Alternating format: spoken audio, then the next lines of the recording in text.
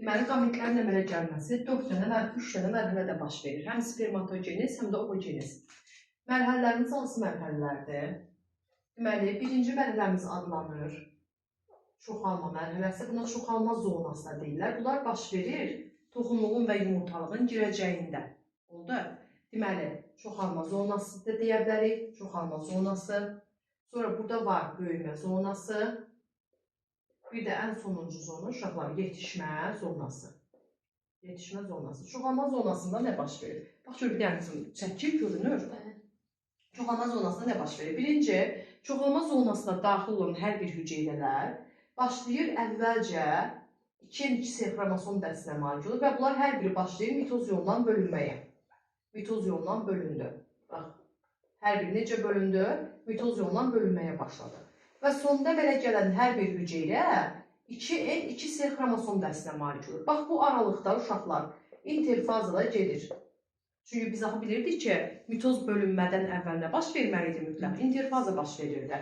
Yəni, çoxalma zonasında hüceyrələr hansı yolla bölündü? Mitoz yolundan bölünmüş oldu. Məsələn, əgər bir hüceyrə burada neçə dəfə bölünməyə məruz qaldı? 3 dəfə. Yazırıq, 2 üstü 3 bərabərdir 8. Deməli, əgər hüceyrə 3 dəfə ardıcıl mitoz prosesini keçirərsə çoxalma zonasına, sonda neçə dənə hüceyrə yaranasıdır? 8 dənə. Hər bir hüceyrə hansı xromosom dəstinə malik olasıdır? 2. 2 xromosom dəstinə malik olan hüceyrədə onda neçə dənə cinsiyyət xromosom olasıdır? 2 dənə. Yəni, suallar belə də düşə bilər. Eyni proses uşaqlar həm toxumluqda baş verir, həm də yumurtalıqda. Yəni, yumurtalıqda da əvvəlcə hüceyrələr mitoz yolundan bölünür. Baxın, burada 8 dənə hüceyrə, 4 dənə hüceyrə əmələ gəlir. Hə, burada 2 dəfə bölünmə baş verir. Ona görə 2 üstü 2 bərabərdir 4 hüceyrə yaranır. Burada da 4 dənə hüceyrə yaranır. Amma uşaqlar bəzən 5 dəfə bölünmə baş verə bilər, bəzən 8 dəfə bölünmə baş verə bilər, bəzən 4 dəfə bölünmə baş verə bilər. Yəni, o prosesdən asılı olaraq baş verirlər. Amma burada neçə dəfə bölünmə baş verir? 2 dəfə bölündü hüceyrə və 4 dənə yeni hüceyrə əmələ gəldi və 4 dənə yaranan hüceyrələrin hər biri eyni ölçüyə və eyni formaya və eyni xromosom dəstinə malik olmuş oldu. Sonra əmələ gələn hüceyrələrdən hər biri meyoz bölünməyə, ikinci mərhələyə, yəni böyümə mərhələsinə və böyümə zonasına daxil ola bilər. İkinci mərhələyə daxil olur. Bəs ikinci mərhələdə nə baş verirdi? Artıq ikinci mərhələdə daxil olan hüceyrələrin böyüməsi prosesi baş verirdi. Böyümə bunlarda interfaza yolu ilə baş verirdi. Axı, mən bilirdim ki, bura hüceyrə daxil olub. Hər biri əvvəlcə 2n2 xromosom dəstinə malikdir. Birinci, bu 2n2 dəstinə malik olan xromosomlar presintetik, interfazanın presintetik dövrü, sonra sintetik dövr. Sintetik dövrdə artıq DNT-nin ikləşməsi prosesi baş verdi. 2n4c 4d-yə bərabər oldu. Postsintetik dövrdə isə 2n4c 4d xromosom dəstinə malik oldu. Deməli, həm yumurtalıqda, yəni həm burada toxumluqda, həm də yumurtalıqda bu proses baş verdi. Sadəcə yumurtalıqda əmələ gələn hüceyrə, toxumluqda əmələ gələn hüceyrədən fərqli olaraq bir qədər iri olur. Oldu, necə oldu? Yumurtalıqda əmələ gələn hüceyrə, toxumluqda əmələ gələn hüceyrəyə nəzərən bir qədər iri olmuş oldu. Ancaq yenə də burada da eyni proseslər baş verir. 2n2c, 2n4c, 2n4c xromosom dəstinə malik olmuş olurdu. Ən sonuncu mərhələmiz hansı mərhələdir? Ən sonuncu mərhələmiz yetişmə mərhələsi olmuş oldu. Yetişmə mərhələsində nə baş verəsidir? Yetişmə mərhələsində yenə də həm toxumluqda, həm də yumurtalıqda meyoz bölünmə baş verəsidir. Hansı bölünmə baş verirdi? Meyoz bölünmə. Ancaq uşaqlar, yumurtalığın yetişməsinə və toxumluğun yetişmə zonasına bir dənə hüceyrə daxil olur əvvəlcə. Məsələn, 5 dənə daxil ola bilər. Məsələn, bir dənə hüceyrə daxil olduqda, hüceyrələrdən hər biri daxil olan hüceyrə hansı xromosom dəstinə malikdir? 2n4c 4d xromosom dəstinə malikdir. Ancaq burada nə baş verir? Bu bir dənə hüceyrənin daxilində profaza 1, metafaza 1, anafaza 1 və telofaza 1 mərhələsi baş verir. Deməli, əgər bir dənə hüceyrə daxil olubsa, bax, bunlar çox vacib məqamlar, çünki test toplusunda unutulmuş məsələlər var. Əgər bir dənə hüceyrə daxil olubsa, onda bir dənə hüceyrədə qütblərə 2 xromatidli tam xromosomlar çəkilir. Nəyin sayəsində? Anafaza 1-in sayəsində. Qütblərə nə çəkildi? 2 xromatidli tam xromosomlar çəkilmiş oldu. Hansı mərhələdə? Anafaza 1 mərhələsində. Elə burada da eyni proses baş verir. Burada da bir dənə hüceyrə daxil olur. Bir dənə hüceyrənin daxil olması zamanı, elə bir dənə hüceyrənin daxilində profaza 1, metafaza 1, anafaza 1 və telofaza 1 baş verir. Deməli, böyümə mərhələsi meyoz bölünməyə nədir? Hazırlıq mərhələsidir. Hansı ki, bizim işimiz hüceyrə hər dəfə bölünmədən əvvəl hansı proses həyata keçirirdi? İnterfaza həyata keçirirdi. Sonra uşaqlar, məsələn, indi bir dənə hüceyrə daxil olanda, bir dənə hüceyrədə qütbləri 2 xromatidli tam xromosom şəkildə. Bəs 5 dənə hüceyrə daxil olsaydı, neçə dənə hüceyrədə qütbləri 2 xromatidli tam xromosom şəkiləsiydi? Elə 5 dənə hüceyrədə. Aydın oldu? Biri burada, biri burada, biri burada, biri burada. 5 dənə hüceyrədə. Bir dənə hüceyrədə qütblərə, bax bu mərhələyə görə deyirəm. Bax bir dənə, əgər yadınızdan çıxarsa, bir dənə hüceyrənin içərisində bax belə yazırsınız. Profaza 1, anafaza, metafaza 1, anafaza 1, telofaza 1.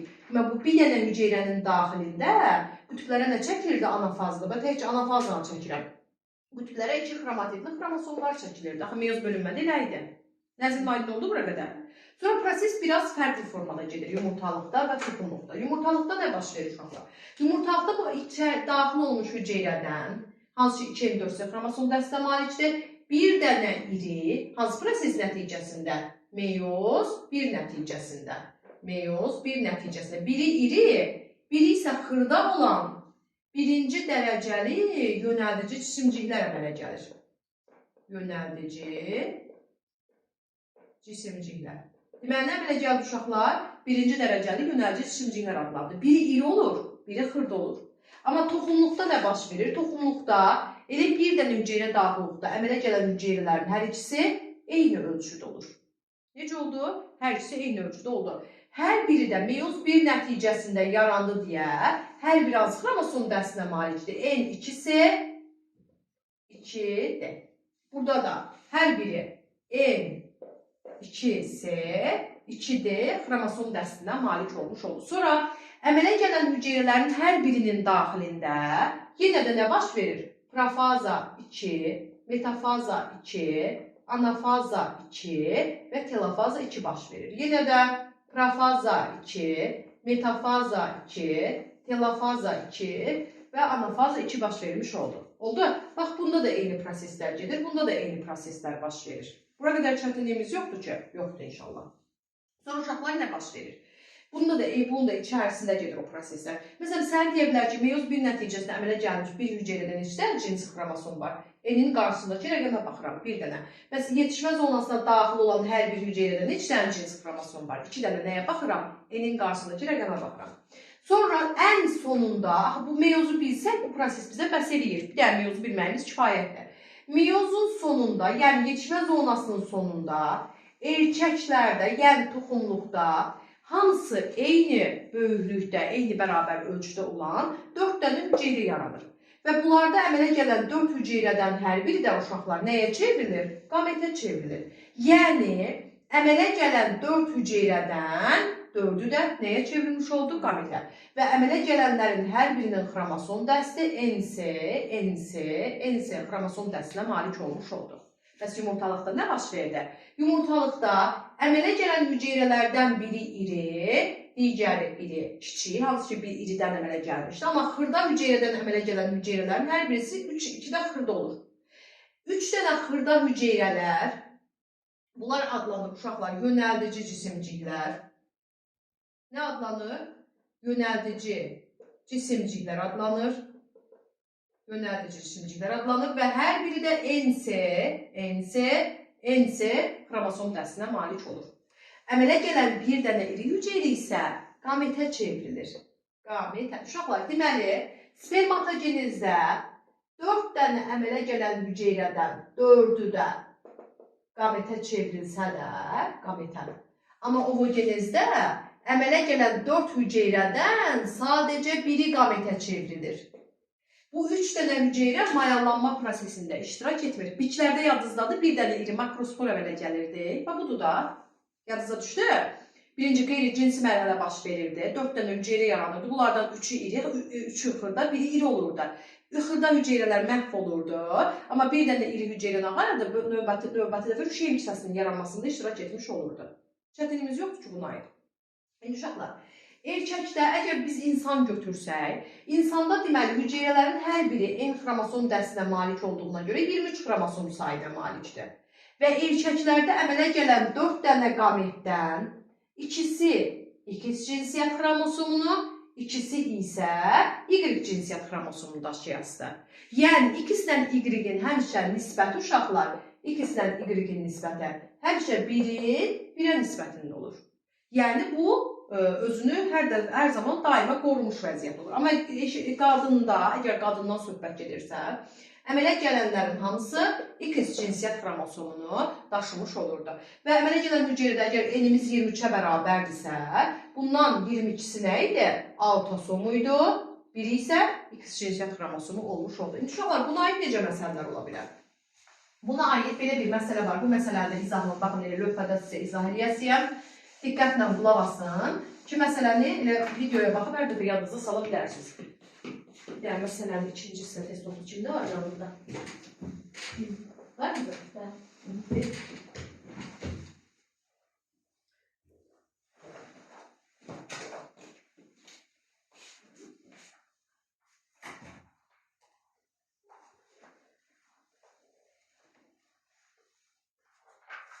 Canım görüm.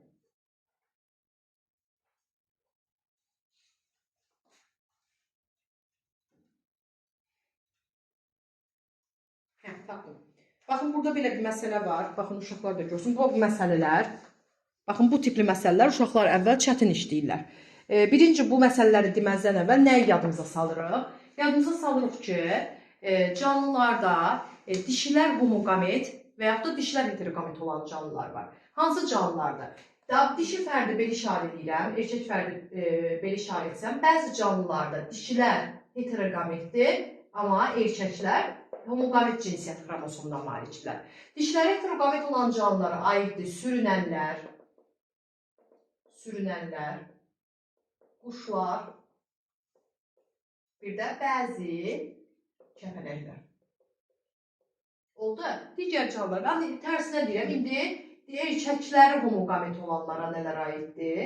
Erkəklər heteroqamet olanlara nələr aiddir? Erkəklər heteroqamet olanlar neştərçə, ali məməlilər, məsələn, drozofil milçəyi falan, bunlar hamısı nədir? Erkəkləri heteroqamet olan canlılara aiddir. Bitkilərdə də var. Bitkilərdə dişiləri heteroqamet olan canlıları götürür çiyələk. Erkəklərdə isə erkəkləri heteroqamet olanları götürür kənaf, maya sarmaşığı. Qulaq asıb, bunları dəftərinizə qeyd edirsiniz. Maya sarmaşığı, bir də elodiya.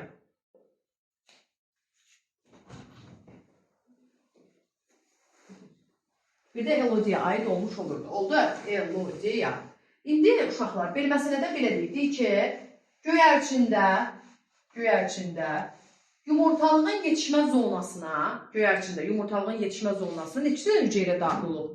30 dənə hüceyrə daxil olub. Yazıram. Göyərçində neçə dənə hüceyrə daxil oldu? 30 dənə. Göyərçin quşdur. Və mən bilirəm ki, quşlarda nədir? Quşlarda dişilər heteroqametdir. Yumurtalıq deyirsə, biz dişidən danışırıq, düzdür? Deyir ki, 30 dənə hüceyrə daxil olub. Və mən bunu o dəqiqə bizimlə qaram, bax, belə 4 dənə yerə çəkirəm. 30 dənə, əgər 1 dənə hüceyrə daxil olurdusa, bunlardan biri qametə, 3-ü yönəlci cisimciyə çevrilirsə, belə yazmamışdım bayaq. İndi yazıram, 30 dənə hüceyrə daxil olursa, 30-u nəyə çevrilir? Qametə, 30 isə nəyə çevrilir? Yönəldici cisimciyə. Yönəldici cisimci. İndi mən deyir ki, axı bunlarda dişidir və dişilərdə XY cinsiyyət xromosomu daşıyır. Yəni bunların dişlərində həm X var, həm də Y var. Deyir ki, 30 dənə hüceyrə daxil olub və əmələ gəlmiş bütün qametlərdəki Y cinsiyyət xromosomların sayı. Qamet budur. 30 dənə qamet var uşaqlar. 30 dənə qametin 25'i gəlin alt-alta yazım. 25'i deyir, Y cinsiyyət xromosomunu daşıyır. 30'dan 25 çıxanda neçə qalır? 5. Deməli, 5'i də nəyi daşıyasın? X-i. Çünki bunlarda əmələ gələn hüceyrələrdən cəmi 120 dənə hüceyrə yaranır. 120 dənə hüceyrədən 60'ı X-i daşımalıdır. 60'ı da Y-i daşımalıdır. Və yaxud dedim axı, X ilə Y-in paylanması 1'in 1'ə nisbətinə bərabərdir. İndi uşaqlar, əmələ gələn yönəlci cisimciklərdən 3'də 1 hissəsi, 3 hissə alınmayıb. 1/3 hissəsi qametlə eyni cinsi xromosomları daşıyır.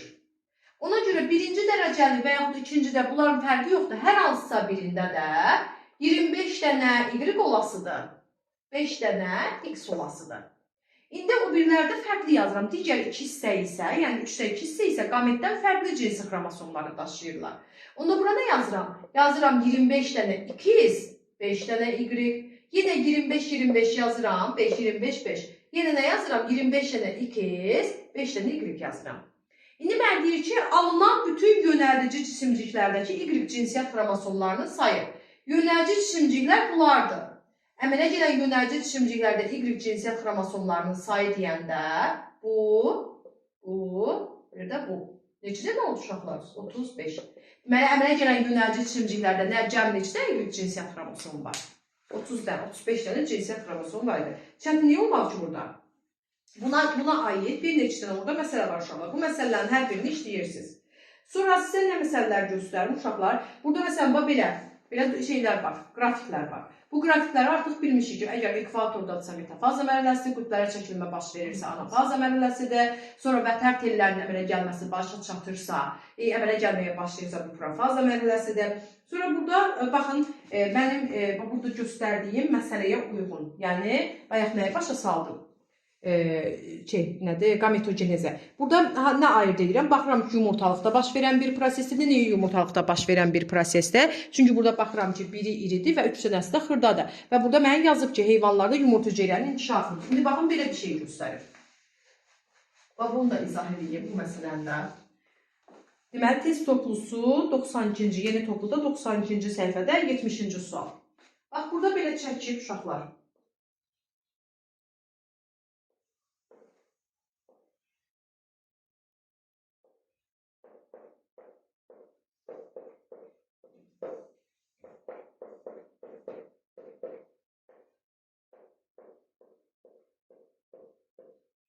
Oldu.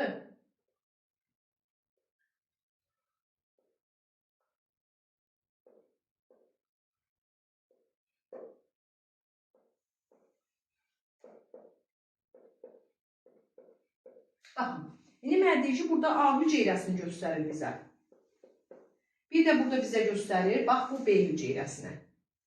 A hüceyrəsi hansı bölünmə? Bax, bura qədər hansı mərhələdir? Çoxalma. Burada əmələ gələn hüceyrələrin hər biri 2N, 2S xromosom dəstinə malikdir. Burada hansı mərhələdir uşaqlar? Yetişmə. Böyümə, özür istəyirəm, böyümə. Əmələ gələn hər bir hüceyrə sonunda 2N, 4S xromosom dəstinə malik olur. Çünki burada hüceyrə interfazanı keçirir. Meyoz 1 nəticəsində əmələ gəlir hər biri N2S, N2S xromosom dəstinə malik olan hüceyrələr. Amma B-də nə yaranır?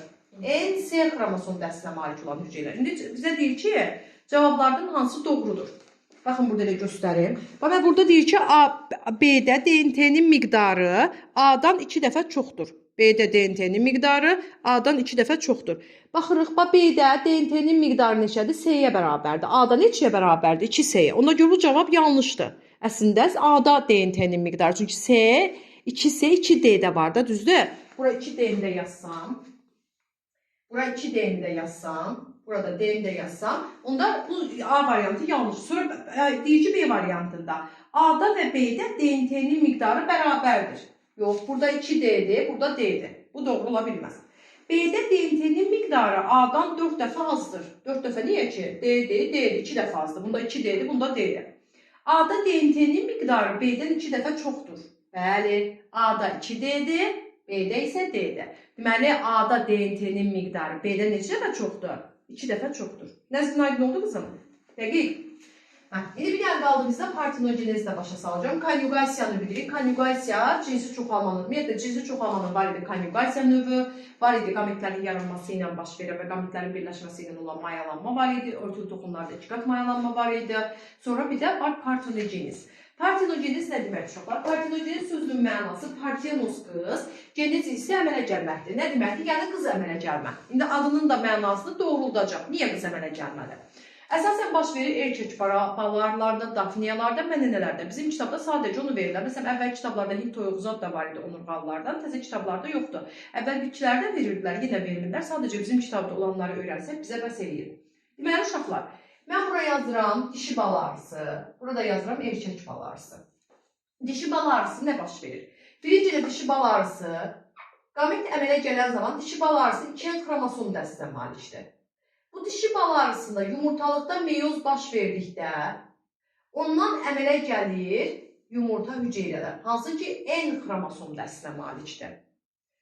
Bu yumurta hüceyrələr, deməli, bəziləri daxil olacaq mayalanma prosesinə.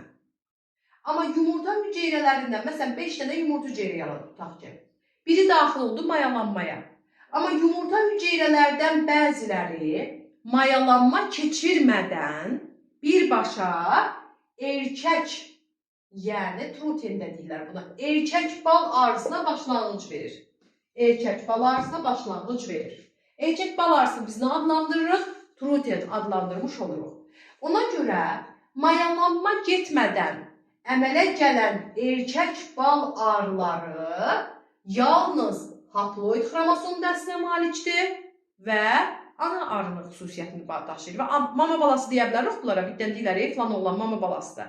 Deməli, ananın balasıdır erkək balları. Yalnız ananın xüsusiyyətlərini daşıyır. Amma uşaqlar, dişi fərdi budur. İndi erkək fərdi çəkirəm. Onda erkək fərdimiz haploid xromosom dəstinə malikdir. Ona görə erkək bal arıda yaranan spermatozoidlər mitoz bölünmə yolu ilə əmələ gəlir. Və bunun yumurta hüceyrə ilə birləşməsindən zigot yaranır. Zigot 2N xromosom dəstinə malikdir və bu zigotdan isə uşaqlar yalnız dişi arılar əmələ gəlir. Dişi arılar isə ana arı və işçi arılara ayrılır. İşçi arılara ayrılmış oldu. Və hər biri zigotdan yarandığına görə 2 xromosom dəstinə malikdir. Ona görə uşaqlar, erkək bal arısının birinci nəsli yalnız nədən ibarət oldu? Dişi fərdlərdən ibarət oldu. Belə bir sual var. Birinci nəsildir də, düzdür? Amma ikinci nəsli erkək ola bilər. Bəli, əgər bu ana arı, sonradan başqa erkək arı ilə, ana arının özündən, bu ana arının özündən sonradan erkək arılar yaransa, onda bu ikinci nəsil, birinci nəsil yox. Ona görə erkək bal arısının birinci nəsli sadəcə dişi arıların xüsusiyyətini daşıyır. Amma ikinci nəsli isə, yəni bu ana arı başqa bir erkək arının qameti ilə birləşsə, ikinci nəsil dişi erkəyin xüsusiyyətini daşıya bilər. Aydın oldu? Bu da oldu partenogenes. Bu qədər.